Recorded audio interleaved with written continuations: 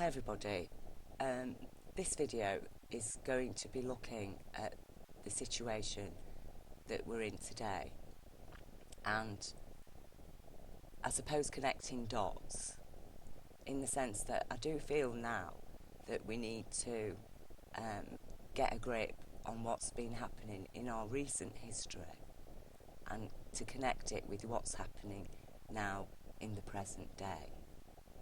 Because one thing we can be sure of, when you had that amount of paedophiles that were obviously in every office of power in Britain in the 60s, 70s, 80s and 90s, and they got away with it, because we know we got away with it, that's why it's historical child abuse victims that are coming forward to report the historical crimes of what happened to them as children.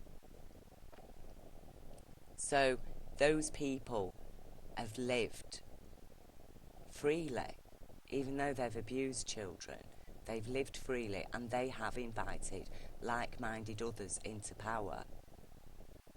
And that's why things now are, as I say, this is an issue of national security, because you're talking about threats against children from people in authority.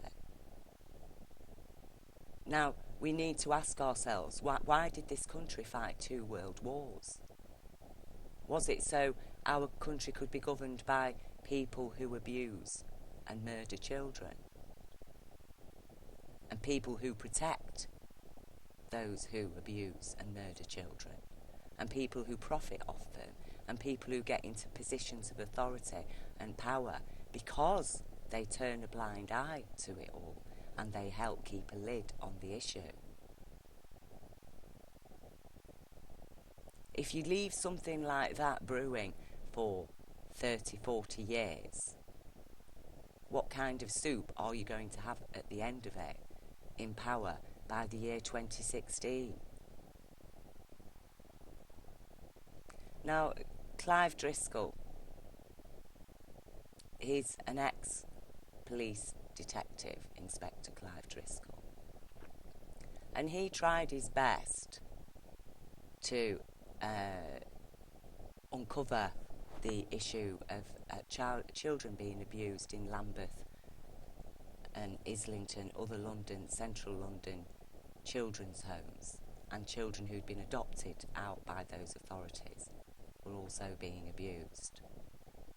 And he really did his best to investigate and to arrest criminals, and he was taken off the case by senior police officers who suddenly took over his case, removed him off it, and the next thing it was closed. And this was him speaking to the BBC in March this year, you know, and he's been living with this since the 1980s, and he knows what he's talking about because he investigated it. So I'm just going to read you this extract from his book that's been placed, well, it's been copied onto this web page by Kathy Fox, and thank you, Kathy, for sharing this with us as well. And so basically Inspector Clive Driscoll's, his book In Pursuit of Truth, that is what he was forced to do. He was forced to present his findings to the public in a book, in a non-fiction book, because in his job, in his office of work, he was completely rejected. His findings were rejected. He was rejected. So he was working for authorities that are supposed to be investigating crimes and arresting criminals in the interest of public safety and keeping the peace. That was his job, and he was not allowed to do his job. And so he has to turn to the next authority. Which authority? The British public. And write his book. Why? Why did he write his book? Because he wants to make loads of money out of selling a book. No, because he wants people to know what happened, and he wants people to wake up, and he wants people to do something. That's why he's written his book. Because the man cares. And he cares about the country, he cares about children, he understands the importance of keeping children safe. So this is what he has to say in his book, In Pursuit of Truth.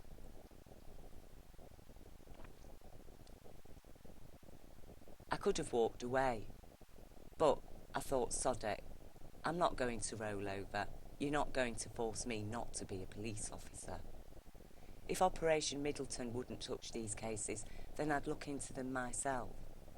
The problem was, I soon discovered, it wasn't just the Met that didn't appear to be looking as hard as it could at certain evidence.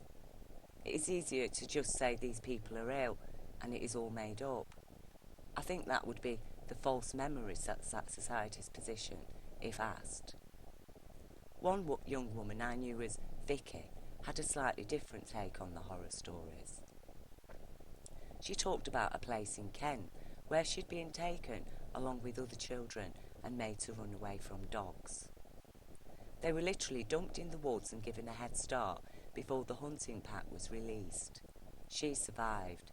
The other kids were not so fortunate. I'd learned my lesson about not believing people, so I took Vicky's horrific story at face value and made some enquiries to the police in Kent. They had investigated her complaint, but basically had shelved it because they said Vicky's description of the route didn't stack up. She said there was a bridge where there wasn't, and a well where there wasn't. Reading between the lines, they thought she'd concocted the whole macabre episode. I could have done a number of things with that information. The only option that called to me, however, was the one that involved getting out of the office, and so off I drove to Kent. I found the place where Vicky said she'd been released, and I walked the entire route across fields and country walkways. It all looked exactly as the police report had said. No bridge, no well. At least, not at face value. But Vicky was about 30 when I spoke to her. The crime she reported had taken place when she was 6 or 7. I hailed a passing local and said, "Has there ever been a bridge here?" "Yes, over there, but it got washed away in the floods." "Thank you very much."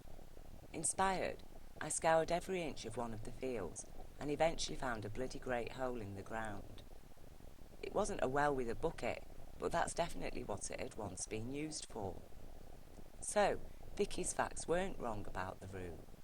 In turn, everything else she told me needed taking seriously, including the fact that the injured children were thrown into a blue lake. Again, I went to a local and asked for help. It turned out that there was a lake which, due to waste being dumped by a local cement factory, did look blue. When I checked the police records, I discovered that body parts belonging to 5 people had been found there. What did the investigation into that find? I asked a beleaguered file clerk at the Nick. I don't know if there was one. You're telling me you found 5 body parts from different people and there's no investigation? Well, there's no record of one, let me put it that way. I felt a sweat on my back as the awful truth became clear. Not being able to find papers wasn't just a London thing. There was one other claim from Vicky that I also wanted to test. She said a man had used a local church for rituals involving children from local children's homes. I would have expected Kent Police to know about it. It transpired the officer who had taken Vicky's complaint had installed a camera in a house overlooking the church all those years ago. The camera had recorded group activity, however, grainy in quality, including strange costumes, which I duly noted in my daybook. Now this is interesting. Is there any chance I could see those tapes, I asked. I'm afraid they went missing a while ago, I was told. What about images, computer disks? Everything has gone. files, hard copies and tapes. I had no evidence that the footage had been deliberately lost or even ever taken place. But in the police, budget is rarely an obstacle to an investigation, so the routine thing to do would be to start again. I spoke to 2 WPCs in the local vulnerable persons unit and they said they would investigate. They did, but I never saw a word of it. The week before they were due to present their findings, I was told the whole lot had vanished from their desks again. I told Vicky and Valerie about my findings. Rather than be as despondent as me at the outcome, Vicky could not stop thanking me. It was the same story with all the patients I tried to help at the clinic. They spend their whole lives looking for someone who will believe their stories, Valerie said. Whether I believe them or not is irrelevant. A thorough investigation is their right. Over the year and a half I worked with the clinic, I investigated all sorts of stories of black magic groups and semi-religious occurrences, even tracking down the Grand Secretary of a cult which I thought seemed to fit the blueprint of the organisation in the allegations, although, without wishing to be boring, everyone is innocent until ... I was so certain that I informed Special Branch of my plan, and they were interested enough to want 2 officers to come with me. On the morning of my trip, both bailed out at the last minute. Was that suspicious? With anyone else, definitely, but Special Branch, you have to understand, is a very weird place. Cheap suits and the Guardian, what else do I need to say? The Grand Secretary admitted his organisation did hire castles and occasionally indulge in what could be described as orgies, but that nothing untoward had ever happened. The children mentioned a gift of a tie. 10 minutes later, my phone rang. It was a DAC. Driscoll, do you know how important this choir is? As he left the office, the DS had good grace to mouth sorry as he threw his tie over his shoulder. He was just about to shut the door before my paperweight smashed against it.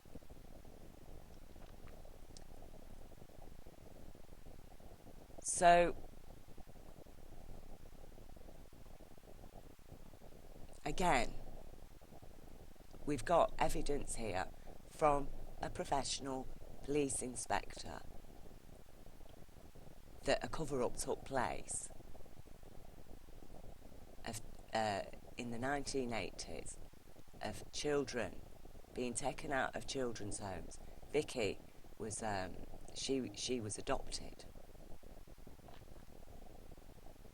and they were being hunted with hounds in Kent, and their body parts thrown in the river, and police found the body parts in the river.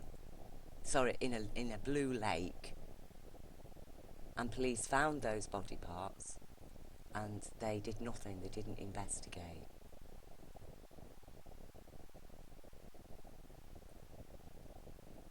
So I come back again to this situation of why did we fight 2 world wars?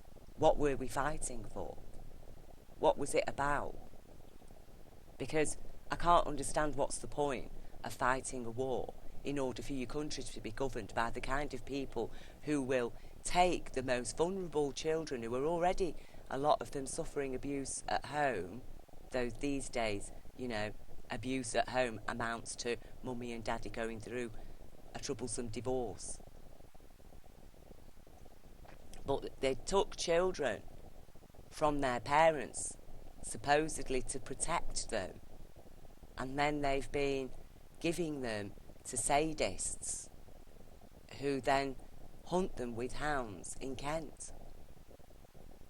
And even when the children, the survivors of that, grow up and go again to the police, find the courage to face such horror, to remember it and relive it and talk about it with police, and then the police to say,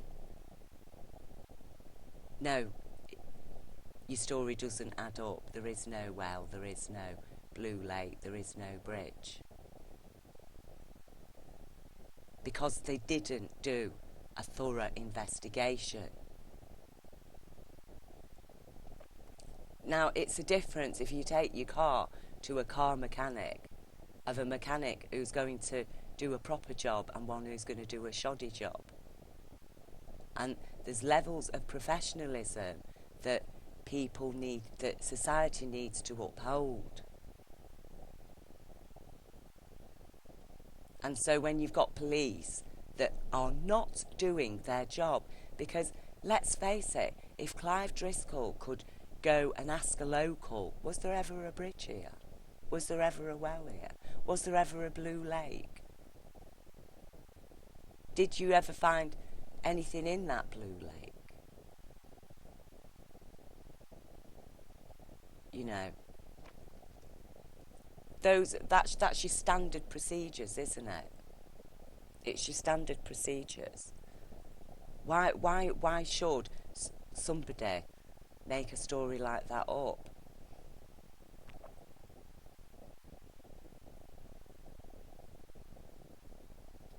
So we know Vicky was very likely telling the truth. We know Clive Driscoll is telling us the truth when he says that police, counsellors, people running children's homes, people of authorities in London and Kent had connections. They were performing rituals in churches, pseudo, like religious, you know, they called themselves Satanists. But, I mean, let's face it, they're just crazy. It's just a cover for their, you know, activities. It makes for a good backdrop, doesn't it? You know, we are dealing with a generation of movie buffs who've been brought up on films about Dracula and stuff.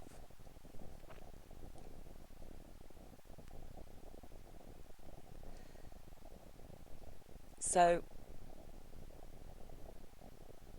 what does that mean then?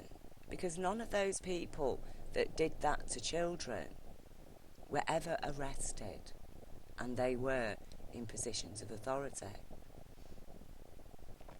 So let's imagine that each of those people who were complicit in that abuse, either participating in it in the actual abuse, or complicit in terms of turning a blind eye, transporting children, procuring children. How many? There must have been over 100 people. There must have been hundreds of people all involved one way or another in protecting the criminals.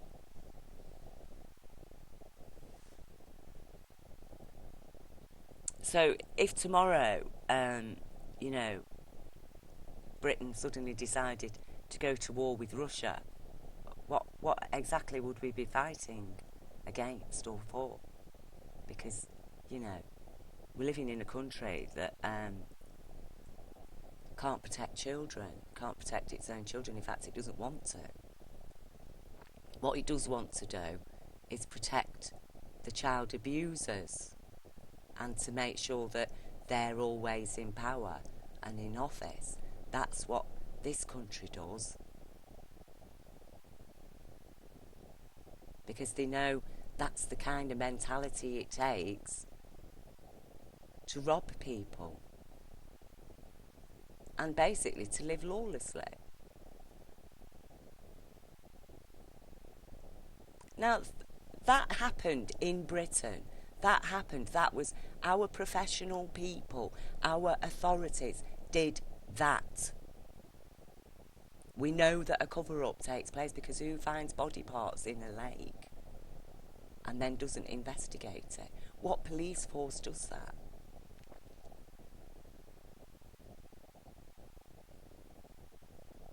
And as I say, what's the point of going to war with any other nation when your own authorities of your own nation are taking the most vulnerable children and abusing them and murdering them in horrific, torturous ways, And then the whole of the establishment comes together to protect those people that are doing that.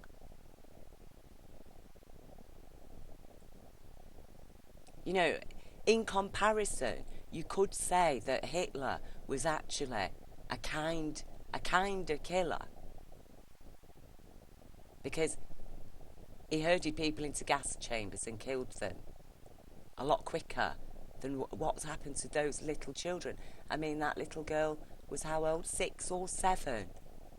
And she was forced to run for her life from a pack of hounds. And she witnessed dead children being dismembered children being thrown into a lake. That was her experience of growing up in Britain.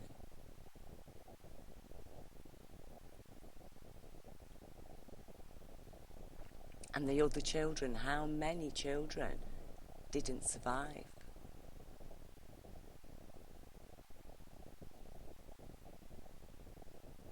She survived. The other kids were not so fortunate.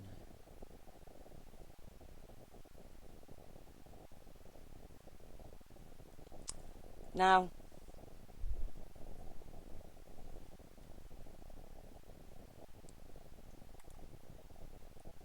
this is from Jeremy. This is a letter to Jeremy Corbyn from John Mann MP.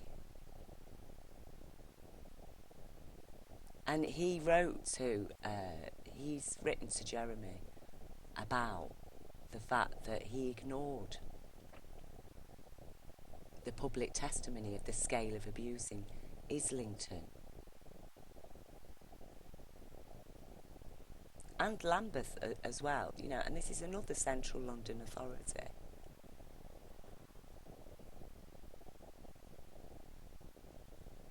And he's written this letter because Corbyn did ignore it. Some social workers met Islington Labour MP Jeremy Corbyn, begging him to influence the council, then still denying everything.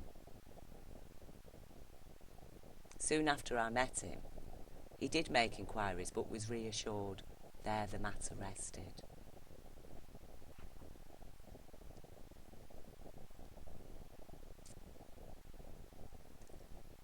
He stated, "Finally, in my own borough of Islington, there have been complaints about Islington's children's homes in the past, and the council has investigated them."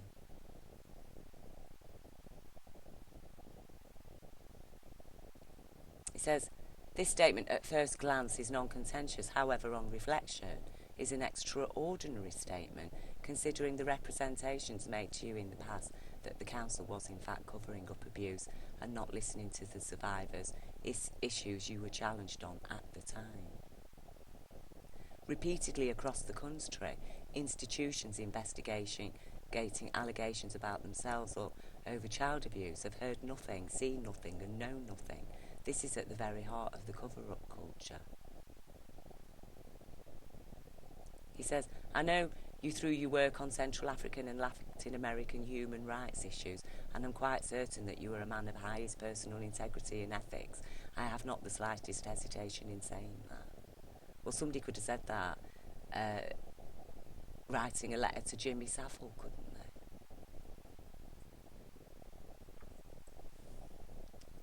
You know. Because that is the thing about these people. They do often appear to be the very opposite of what they actually are. And that's part of their cover.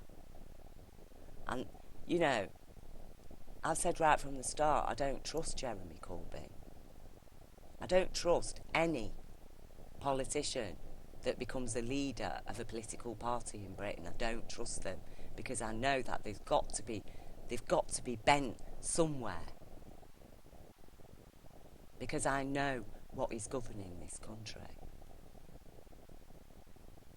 And I know that, you know, until we remove that consciousness from power, until we confront it and remove it from power, arrest it. And again, I'm not talking, you know, about any mob justice. We need it done properly, officially. We want them investigated, arrested. If they've covered it up, if they've ignored, they've left children at risk.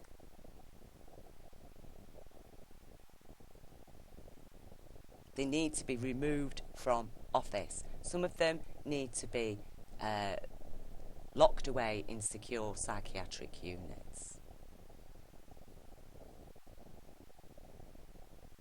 We need to help the victims, the victim survivors.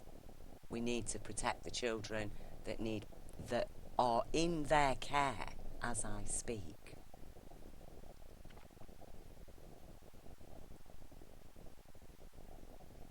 You know, and I'll leave you the links to these articles that I'm getting up, but as I say, you know, it goes a long, long way. And again, he mentions Lambeth. I myself saw that repeatedly at first hand in Lambeth, the covering up of child abuse. Meanwhile, children were murdered and disappeared, were raped and beaten, forced into prostitution, trafficked around, and a significant number of lives destroyed and blighted. Your inaction in the 1980s and 1990s says a lot.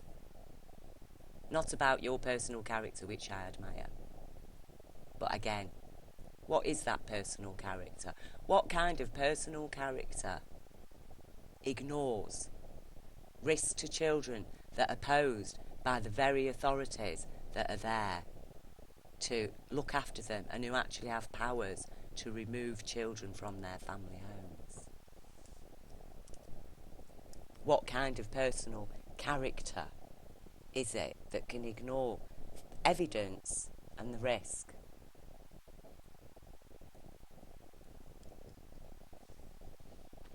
He says, finally, to Jeremy Corbyn, your carefully worded excusing of Islington Council in the House of Commons equally demonstrates why it is inappropriate for you to attempt to lead the Labour Party at the critical time of the Goddard inquiry, as child abuse is the issue that will haunt this Parliament. Yours sincerely, John Mann MP. And he is so right. And this is John Mann. Because this is going to haunt this Parliament. It is going to haunt the whole country. Because we know it's going on everywhere. And it's going to stop. Because if we don't stop it, we've got no future. There's no future.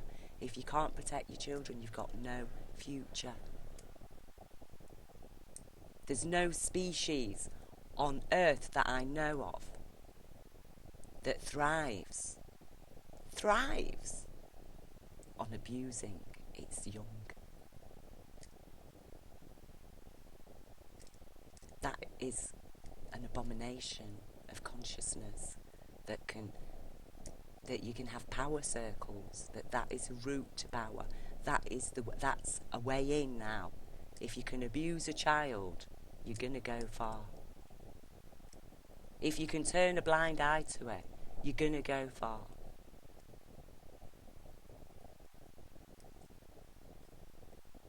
And that's why we need to get rid of these people. Out of office. They need to be taken out of power. You know, and we do need to risk our lives to do it. But that's what human beings, that's what any species does to protect its young. They will fight to the death if necessary. And that's what we might have to do. You know, people like me, we are going to be targeted. You know, because we're speaking out. People who speak out often do get targeted.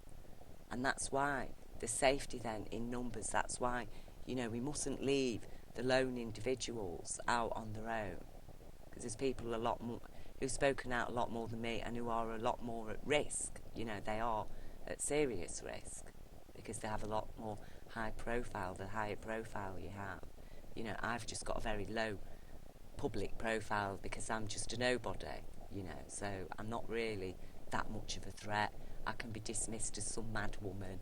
Oh, look, she says she's seen a light being, blah, blah, blah. You know, it just happens to be true that I did see a light being. And also, I was abused as a child. You know, both of those things are marginalised. You know, the supernatural side of human consciousness and things that this world can't explain that we call the supernatural. That is another thing. It happens. It's real. It does happen. Supernatural events happen. That's a fact. You might say some of them, if you went through all supernatural events, you could say some of them, you know, it was a misunderstanding or a dream or whatever. But there's a significant portion of supernatural events that, in fact, the majority of them are accurate accounts of supernatural things that have happened that have no present scientific explanation, or had no scientific explanation, because actually they're all perfectly explained when you understand quantum energy. And once you understand quantum energy, you understand how the supernatural can happen because of the multidimensional features of quantum energy. And everything makes sense. Ghosts and all kinds of things suddenly make sense. So we're living in a grey area of consciousness where we, you know, seek to marginalise and smother the issues of child sexual abuse and murder of children and horrific things happening to children. Let's just put a lid on that. Oh, sorry, the children that we can do manage to get older, but, you know, just keep quiet about it and don't show anybody your face, you know, because it's so shameful what's happened to you, isn't it? You know, it's a huge embarrassment. You really don't want people to see your face because, you know, they'll all be pointing fingers at you and whispering, oh, look, it's that person who got abused as a child, because it's a huge scandal to live with, isn't it, when you've suffered that. So let's just keep it all quiet. Hide your face. Hide your face. But no, the only people they're protecting really are the criminals. And it's a serious thing because society has become top heavy now with this consciousness. It is literally running the country. And we know it is. We know my last video, which was about the Hampstead case, unfortunately still going on. And I do, as far as I know, those 2 children were handed over to Kent authorities. That's who's been caring for them.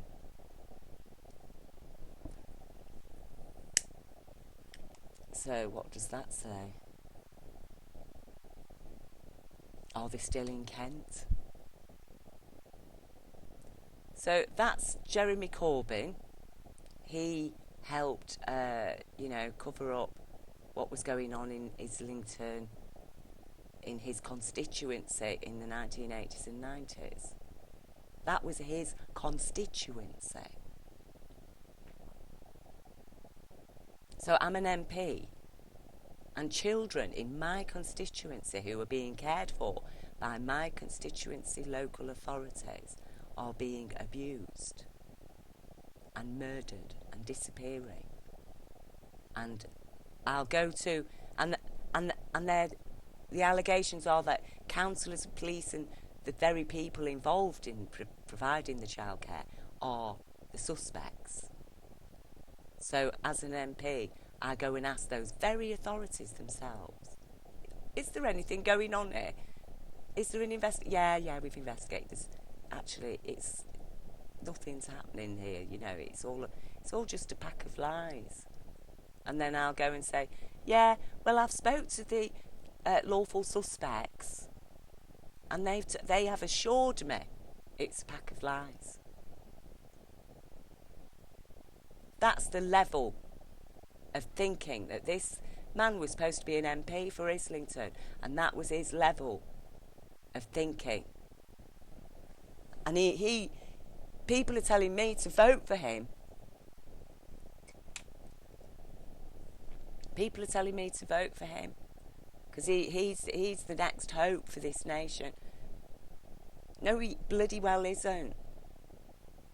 You know, unless Jeremy Corbyn stands up and apologises for that publicly, apologises and does an absolute U-turn. He's got no right to stand as leader. He's got no right, because what he ignored is exactly what Detective Clive Driscoll was investigating as well. The Islington and Lambeth councils, they were all interlinked, and they still are. So why should he lead this nation? But you know, we've got David Cameron here. I'll just play you this. Just read what is written.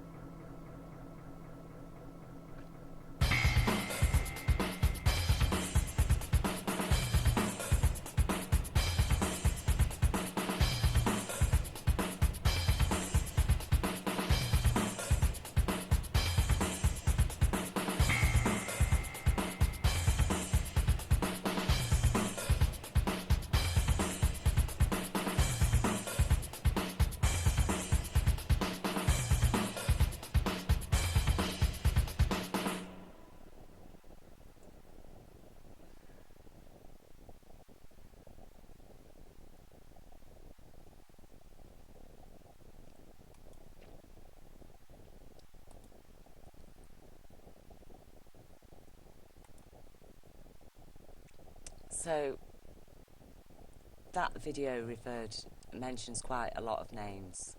I'm not saying I know for sure that all of those names are child abusers, but those are the things that are being written. And as I say, because there have been no thorough investigations into a lot of these allegations,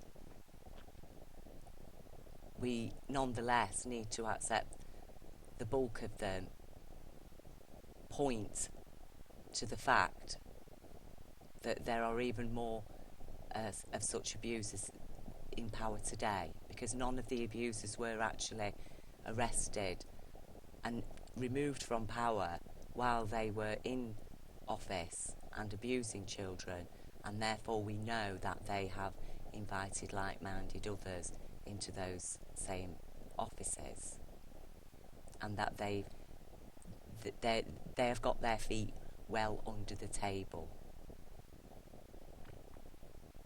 Now, David Cameron did take part in covering up the Cook report in 1994.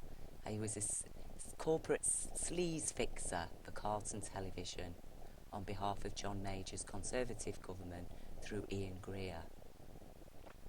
Now, as Prime Minister, David Cameron is preventing the Metropolitan Police from investigating my case, this is Ben Fellows, against Kenneth Clarke MP, who was involved in the scandal of sexually assaulting me in Ian Greer's offices, which Cameron helped cover up.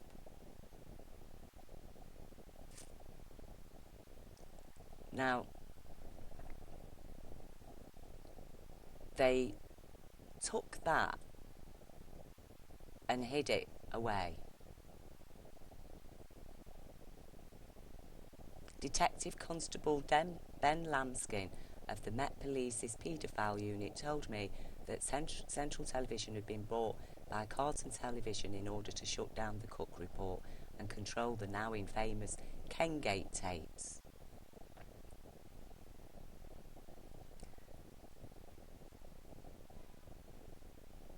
Okay? Because they had tapes of him.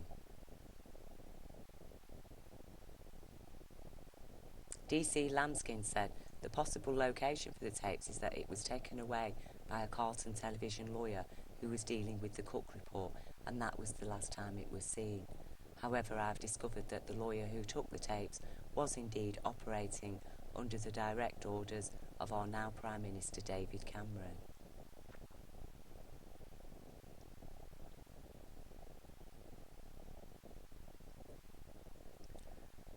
So there's not much difference really, is there, between David Cameron and Mr. Jeremy Corbyn, because both of them have got a history of protecting the establishment and leaving children at risk.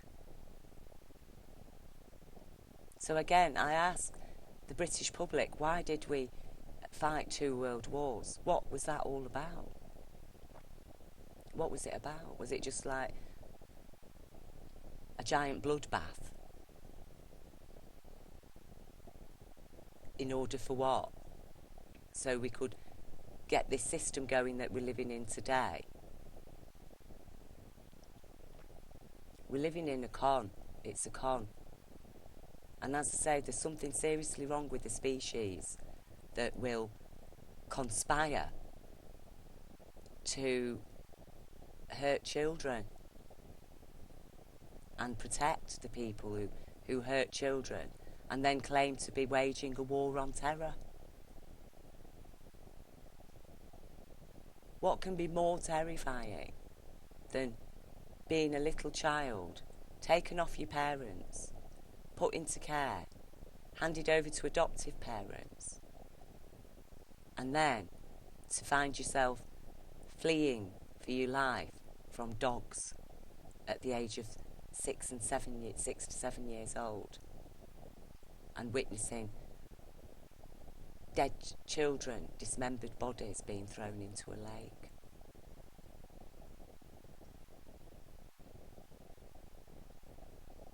And that's just one child's account. And we've been, unfortunately, had to deal with the Hampstead children's account more recently. And like Clive Driscoll, the mother of those children, she's had to appeal to the public. She's had to do it immediately because the children remain in care of those authorities. The same authorities, the same central London authorities that turned a blind eye to what was happening to children like Vicky, who he was covering up, and other ministers were helping to cover it up, Why? Because it's such a scandal. Because why? What would happen then if it came out? Would there be a massive public outcry? Is that what they were scared of? Well, where is it? It's all come out. Where is the massive public outcry? Or is it that by now most of the public are so indoctrinated and governed by this consciousness is that half the public themselves are now abusing their children and earning a living off it? Is that what Britain is going to become? Is that what it is? You know, according to the UN report, London's like the child sex tourist capital of the world. So is that Britain now? We're going to become like some kind of children's farm? Come to Britain? Are we going to be like the new, you know, Nazi nation?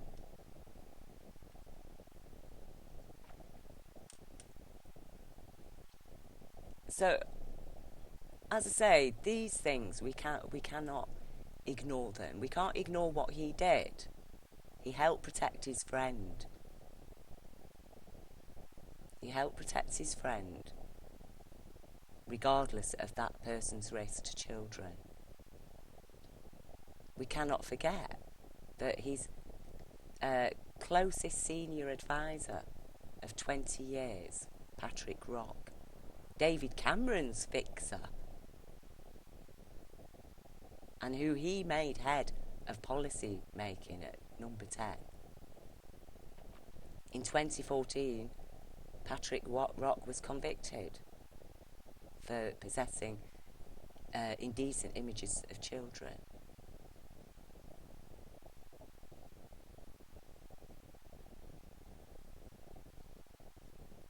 And he worked with David Cameron. He was David Cameron's senior advisor for 20 years. Now, if you think you can just ignore that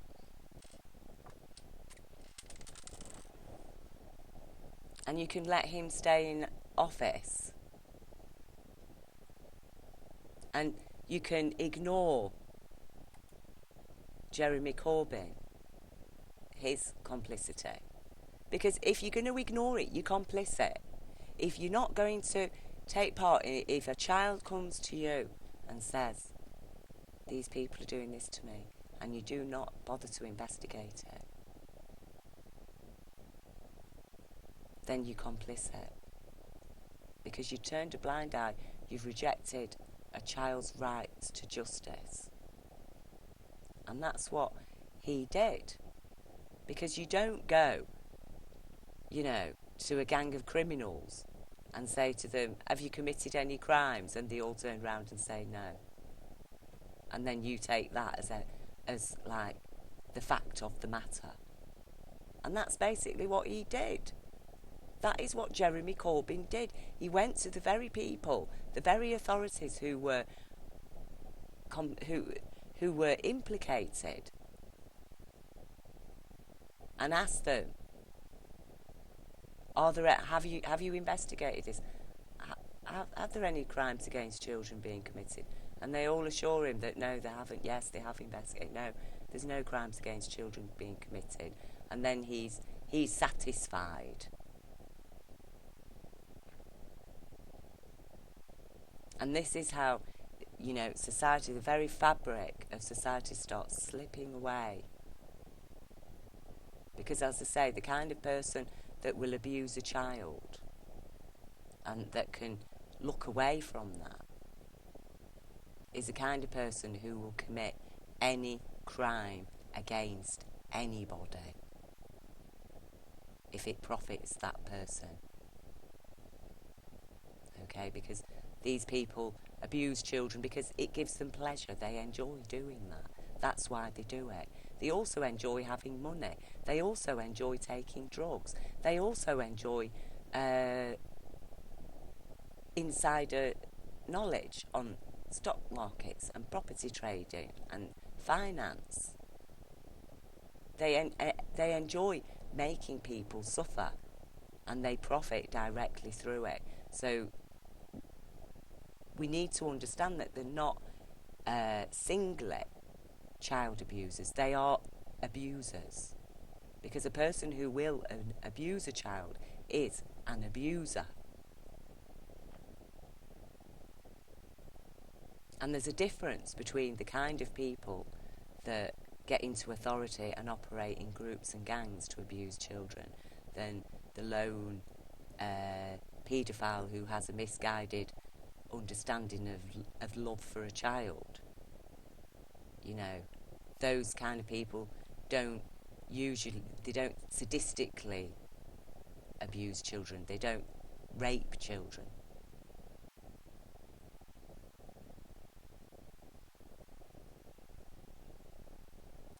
But, you know, that psychology comes exactly from this psychology.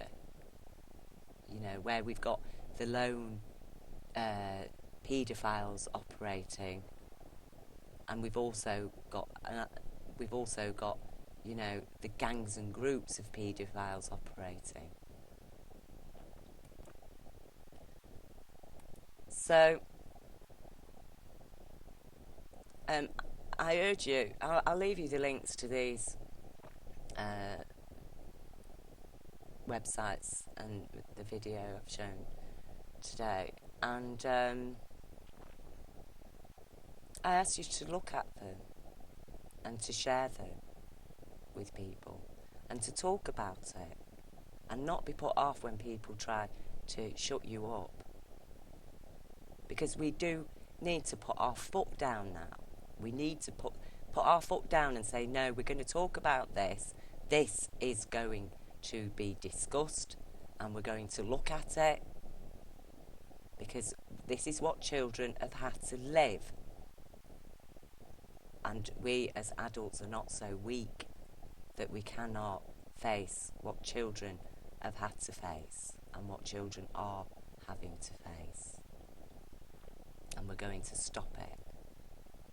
We're going to do everything in our power to stop it, because the sadists are winning there, because that's what they do. You know, they live in a competition. They make all us live in a competition. We're not supposed to be living in a competition. We're supposed to be living in compassion. That's what we're supposed to be living in. But they know that they are always going to win in any competition, because they will stop at nothing to win. And if that means covering up serious crimes against children, so be it, because they just want that gold medal. So the worst people are always going to win when it comes to competitions, and especially in a country that even your law is corrupt, even your police are involved in crimes. And you're always going to have that situation, as I say, when you cannot protect a child. And this shouldn't mean we go from one extreme to the other. Now, I remember Baby P was held up as a national scandal, and it meant social workers had to have extraordinary powers suddenly to remove any child that was thought slightly at risk from their family home. You know, we went from one extreme to the other, and they did that on purpose. They highlighted Baby P exactly to get the situation that we're in today, where children are being removed from the family homes on very spurious grounds, and they're actually suffering greater harm and damage in authority care than they ever suffered at home, or were even likely to ever suffer at home. That is the fact. That's the fact. There's no getting away from it. Children in care are being worse abused than the care, the abuse and risk they were being removed from in their family home.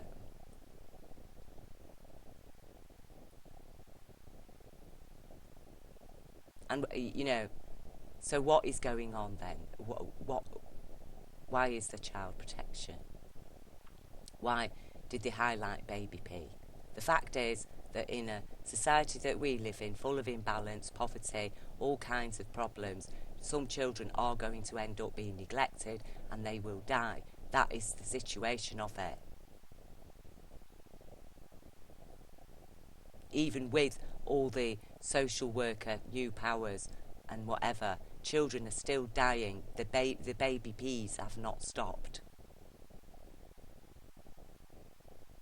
Because it isn't about how much powers social workers have or do not have. It's about what rights our children have and who's prepared to stand up for them and who's prepared to help parents be better parents. Because you're better off helping a parent be a better parent than taking a child off to give them to a stranger who is an unknown and who has no emotional bond, at least, with the child. You know, at least parents and children do have an emotional bond. Obviously, really abusive parents that are are a risk to the children, they can't be parents. But the child should still know that parent. The child has a right to know their parent because we learn something from our parents, even if they're bad parents. We learn something from them and from our experience with them.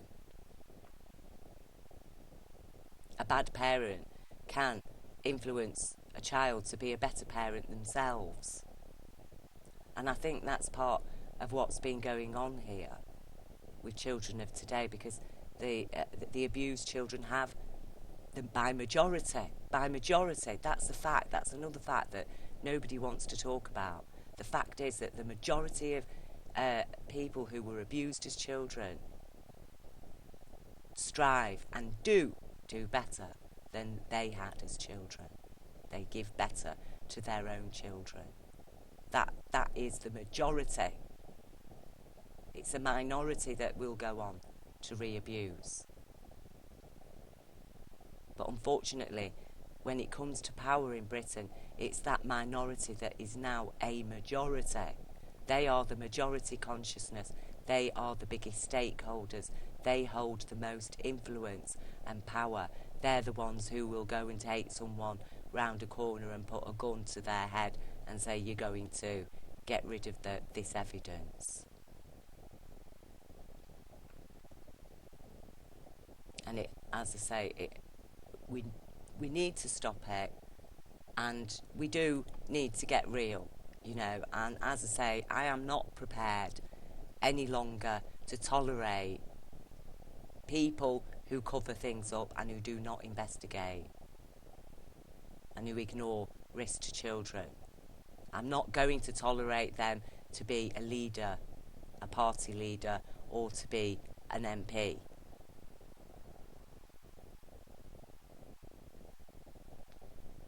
Because it's just too serious, you know. Now, let's suppose that John Mann had written this letter to Jeremy Corbyn about pensioners being abused in elderly people's homes and about horrific stuff happening to pensioners.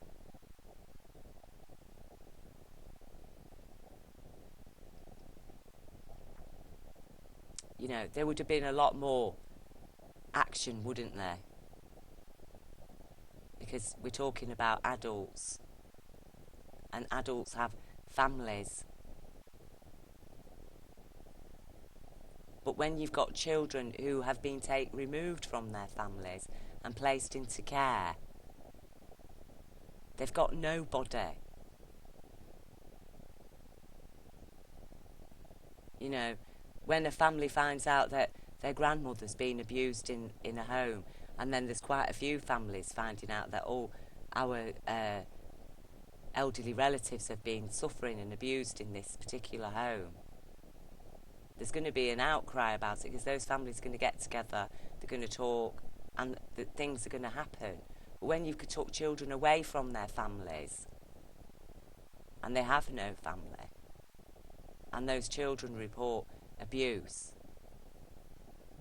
but then nobody's bothered about it, because those children have no connections you see. They've got no, what society calls credible people. But why are these people credible? Why the bloody hell is David Cameron credible? What makes him credible? I don't understand why he is so credible, and somebody like John Mann MP isn't. And I don't understand why, I'm supposed to be voting for Jeremy Corbyn when he, as far as I am aware, he's done absolutely nothing to help British people in terms of, standing up against crime and criminals of power. And even he, as I say, is he so stupid that he can go to criminals and ask them, have you committed any crimes? And they say no, and then take that as a fact and leave it, just leave it.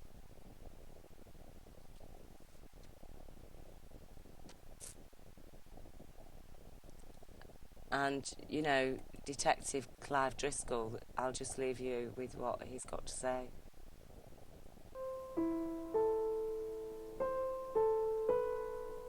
The Borough of Lambeth in South London, a prime focus for the independent inquiry into child sex abuse led by Justice Lowell Goddard. Her team will look at what went on in children's care homes here more than 30 years ago and review decisions taken by the police that are still contentious today. Perhaps none more so than what led to the removal of an officer from a sensitive inquiry and what happened to the information he had. And at the heart of this story is one fundamental issue.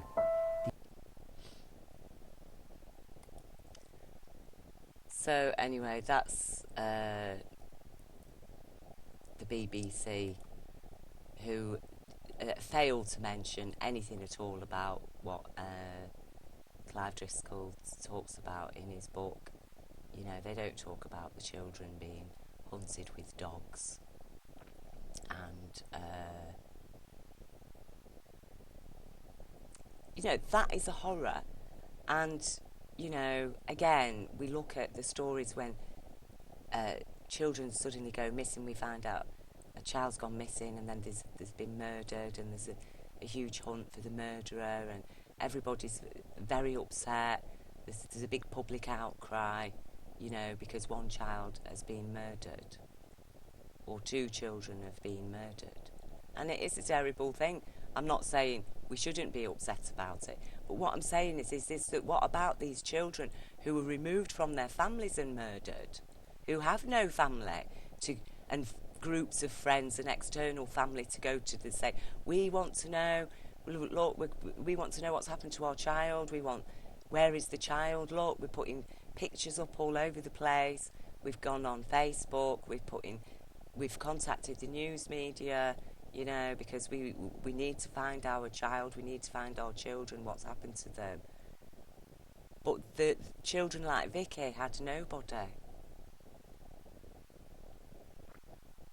And why does the nation then get so concerned about the children that have got adults around them who are concerned about them? And that means we can all be concerned about them then, because there's adults around those children who are concerned about what's happened to that child. But when there's no adults around a child who's concerned about them, but the child is saying, I've been abused. And so, but then we can just ignore that child because, oh, well, they've got nobody. So, they're not important, are they? And it's this idea of people only acting lawfully or compassionately with integrity when somebody's watching. But when nobody's watching, then we don't have to do anything. We don't have to take any action. We can ignore things.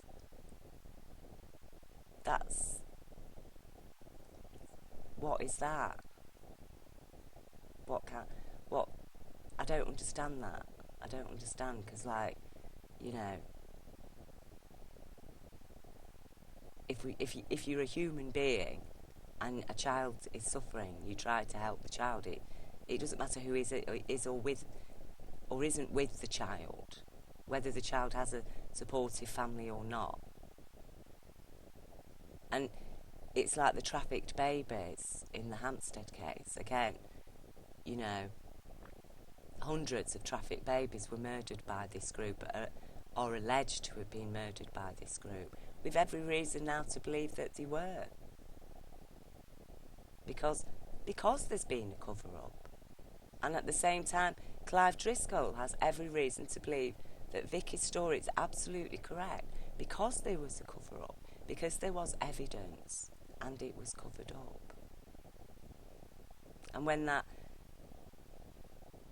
when Vicky went to the police aged 30 to report, again, they gave her no justice when she reported it. They didn't even investigate her claim. They just said, oh no, sorry, well, we've been there is no bridge. There is no well. Imagine what that must have done to that person who suffered all that, has had to remember it all, relive it, take the courage to go to the police and report it, and then only to be told, well, actually, no, we found no evidence to support it. Your whole story doesn't make sense. It is actually a pack of lies, really, isn't it? Go away.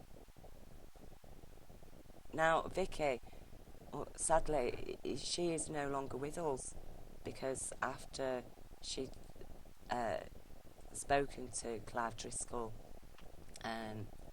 later on she starved herself to death.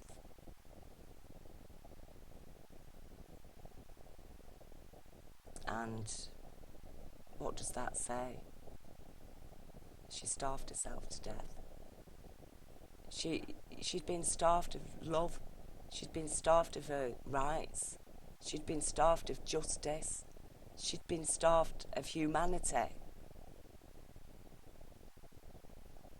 Is it any wonder that she couldn't eat?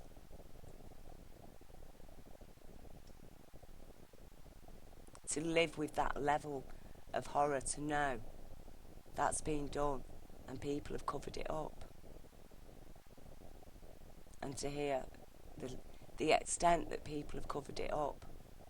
How can you live in that society when that's been your experience? And, you know, this idea that that it's positive not to look at negative things, that has got to end. It's a pack of lies. It's not positive to ignore the negative. You know, negative doesn't exist to be ignored.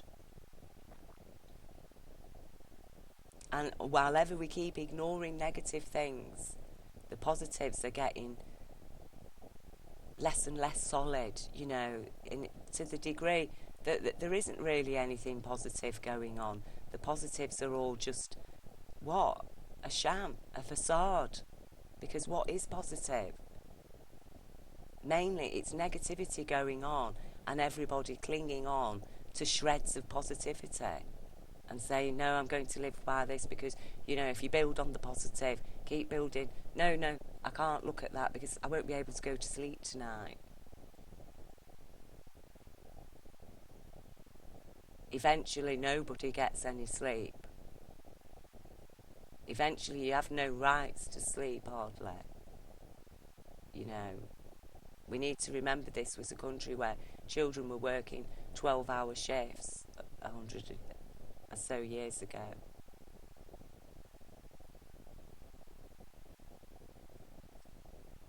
And people are getting to that level now.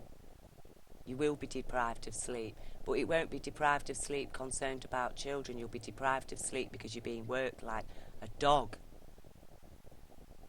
to earn profits and power for people who hunt children with dogs, who eat trafficked babies.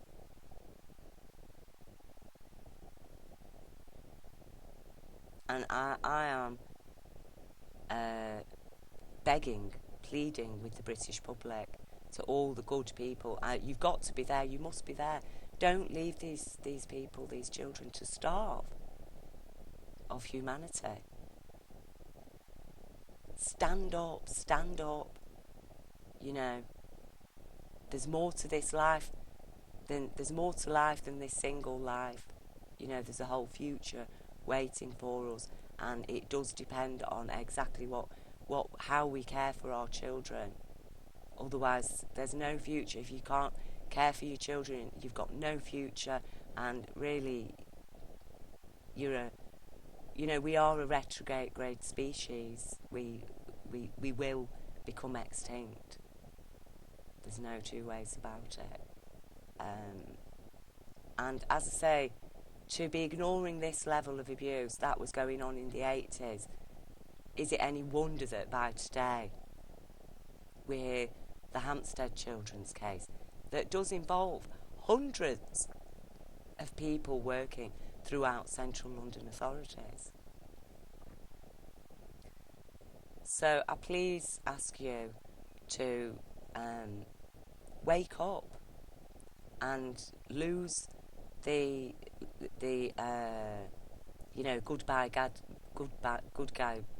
bad guy thing,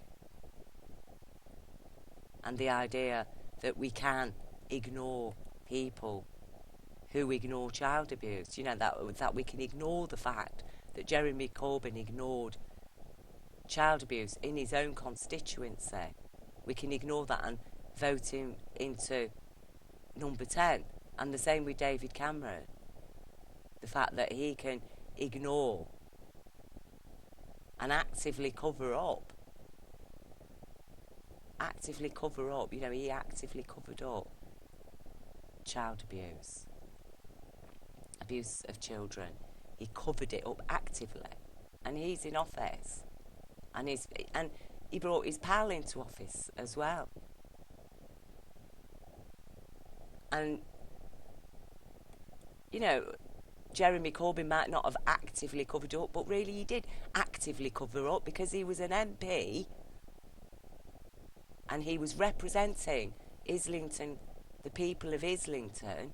He was their MP, his constituents, and he failed. He failed the children of that borough because he didn't investigate. He asked a few questions of criminals. And, you know, again, as I say, it's a level of incompetence that really, you know, it isn't a very high intellect, is it? It's like the difference between Clive Driscoll's investigation of an area, in which he just asks a couple of locals a few questions and finds out the truth, and a couple of complicit police officers' investigations, in which they just go to an area, don't ask any locals, take everything at face value, and there you go, sorry love, you were lying. And then the next minute that poor victim is dead. They've starved themselves to death.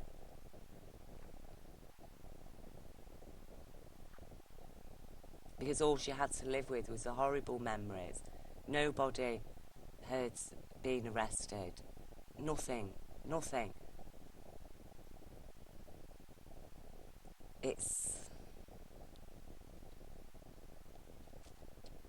We can't ignore it. Because otherwise, you know, why are we bothered about any child? Whatever happens to any child, let's not even go there then. You know, what was all this about Baby P? Baby P had been terribly abused, neglected by his obviously messed up parents. You know, they'd obviously been abused and neglected as well. You know, but giving social workers powers to remove children and not upholding children's rights to justice.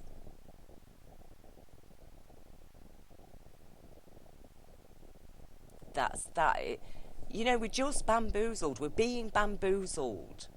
you know, and it's all this in that sense. You know, what the way they work is they strain at gnats. And they strain so much at the gnats, they get us all straining at the gnats, that things that you can't stop that are going to happen until we bring balance to society. There's going to be crimes. We have to accept that. You live with imbalance and unfairness and lawlessness in your authorities, then there is going to be crime. There's going to be a rising crime. When you deprive people, crimes increase. That's what happens. When you deprive women and children of rights and protection, crimes against women and children rise. When you deprive a society of jobs and income, crimes against people will rise. There will be more muggings, more thefts, more everything. So we have to understand that they have everybody focusing on the smaller issues, and then they cover up the big issue, and we're all expected to then swallow the camel, you see. And what's going on with the authorities in Britain today is a massive, huge camel we're expected to swallow, while we all strain at the same time at a few gnats. And that's one thing humanity, as a species, we need to learn now how these psychopaths have been playing us. They have been playing us. We need to accept that in life, we're going to swallow a few gnats. That's how it is. It's an annoyance. We will take steps to try and avoid swallowing those few gnats, but nonetheless, those few gnats are going to appear and we will end up swallowing them. So let's not get all into a big tiz about trying to eradicate gnats, because you're never going to eradicate them completely. Let's instead make sure that we're not swallowing camels. Okay? So we need to stop making a big fuss about little minor issues in comparison to the big issue. We need to stop finding excuses to focus on that in order to avoid the camel.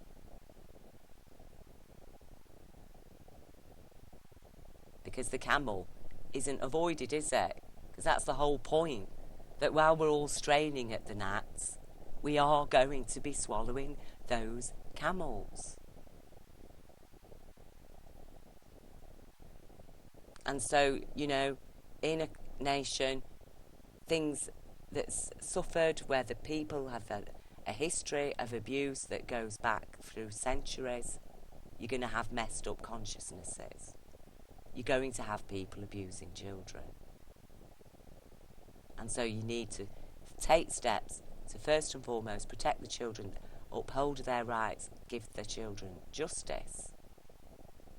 And when you give children justice, you then get an adult population who give their children justice. And so it goes on. If you keep denying your children justice and you allow them to be abused, you're going to have abuse after abuse after abuse, till eventually your whole society's lost the very fabric of its ethics. There are no true human ethics operating. It's all about, it's just a sham, and people sitting in offices, sitting pretty. Basically, that's what they're doing. They're sitting pretty and getting paid for it, but they're not doing their jobs. If that means, they're going to have to tread on a few toes of power to address the crimes that those people are committing. So I please ask you to get on board this issue and write. Write. The pen is mightier than the sword. Write to your MPs. Write to whoever. I've written to everybody, that I could think of. Even child psychologists, everybody. And we need to do that. We need to demand action. And we're not going to do it on a march. on a one-day demo in London. We need to do it every single day and be phoning people up. Phone up the NSPCC. Ask them about the Hampstead case. Those children are still in care now, as far as we know, with their suspect abusers. Those are 2 children. Okay, now we all remember when children go missing and there's a national campaign. Well, those 2 Hampstead children have been abducted from their mother and are now in the care of their alleged abusers, the local authorities. They're in the local authority care, because no matter where they are placed in the country, their local authorities are responsible for those children. Okay?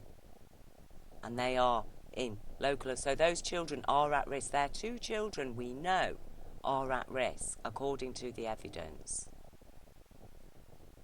So it's our duty now as the public, because there are no police going to stand up for them, social workers, you know, within their local authorities. They've let them all down. So it's up to us. It's up to us to ring the NSPCC up and say, what are you doing to protect these children? To phone your MP, to write to the Children's Commission. It's up to us to do it, because nobody else is going to do it.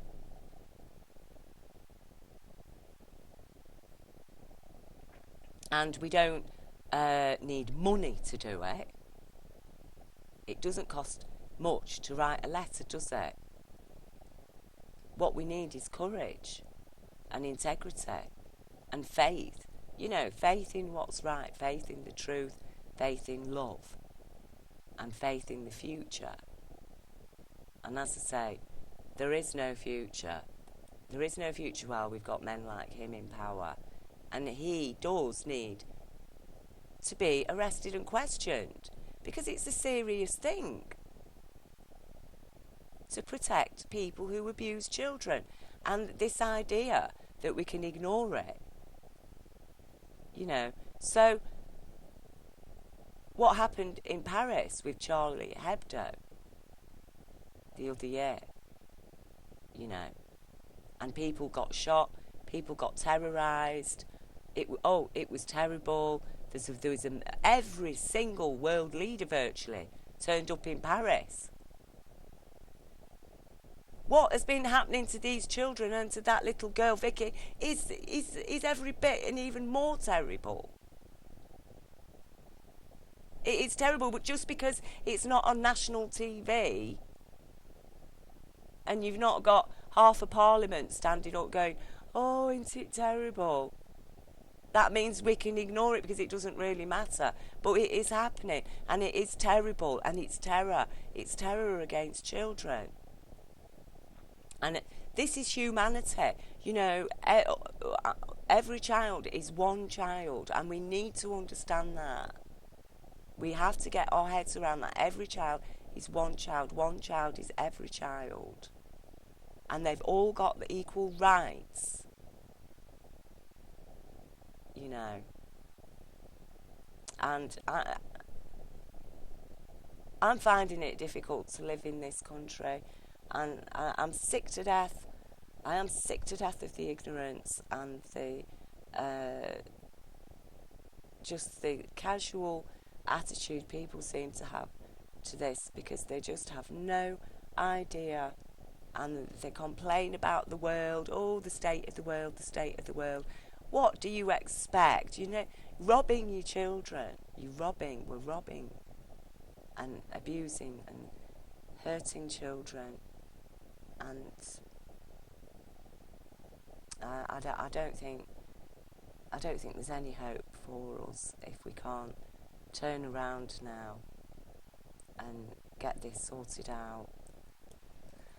I thank you all for listening anyway, and I just hope that we do have strength, we do have the strength, and we do have the courage and the faith in what is right, to do what is right, and to save the children. Thank you for listening.